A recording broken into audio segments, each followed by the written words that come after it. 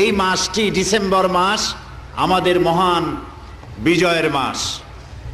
শুরুতেই দোয়া করে নেই এই বাংলাদেশের স্বাধীনতার জন্যে 9 মাস যুদ্ধ করে যেসব বীর মুক্তিযোদ্ধা শাহাদাত বরণ করেছেন, আল্লাহ রাব্বুল আলামিন তাদেরকে সকলকে মাফ করে দিন। আমিন। আল্লাহ তাদেরকে জান্নাত নসিব করুন। আমিন। এবং যেসব মুক্তিযোদ্ধারা বেঁচে আছেন, আল্লাহ তাদেরকে ঈমান এবং সম্মানের সাথে দুনিয়ায় জীবন গুজরান করার তৌফিক দান করুন। আমিন।